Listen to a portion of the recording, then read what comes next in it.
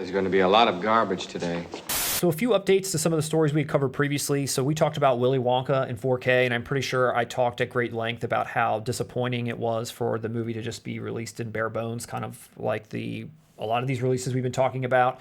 And not even like bare bones in the sense that they didn't come back and get a lot of retrospective features put on there, but there wasn't really anything put together as far as a formal package, which a lot of other sets seem to get. Why wouldn't Willy Wonka get something similar? Mm-hmm. Well, I'm eating my words, because it wasn't probably but a few days later that it was in fact announced that, of course, our good friends over at Zavvi, who I was bitching about actually, saying, why didn't they do something? Help. Police. Murder. But yeah, so the story when we covered it was only a couple of days old anyway. So it was just, I guess, a matter of time before they proved me wrong. So this is it. And they're giving you pretty much everything that you would expect. You are getting the, rollout of the original poster. You're getting a nice booklet. You're getting a golden ticket, which is probably similar to that golden ticket that came in the set that I showed, as well as some photos and different cards and things. There is this nice sort of chocolate bar kind of box that you can put some things in. The one thing that I will say that is slightly annoying, they're giving you the original disc and the original release in that original case, but not the steel book, which they've been doing a lot lately. It's been like their limited edition steel that comes with the limited edition set. Here, they're just giving you their standard 4K release, which has the god-awful, ugly, rating stickers all over them, which you can't get rid of. Thank God they're not on the box on the outside.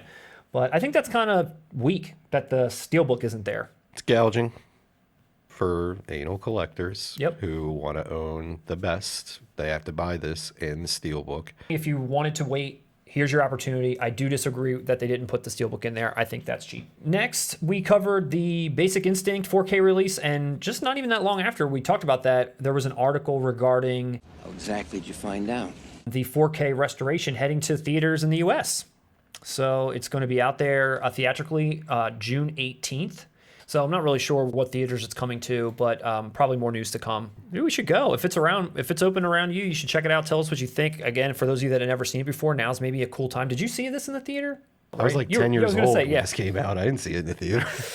Did your mom take you to see Basic Instinct in the theater? I wanted to. Lastly, it's fastly approaching Indiana Jones 4K box set, and we talked about this before, that we just aren't sure yet about what they're going to look like, what the transfers are going to be, how much tinkering has been done. There's only one way to find out. But they've gone ahead and they've released a 4K trailer so that you can kind of take a look at some of the work that they've done.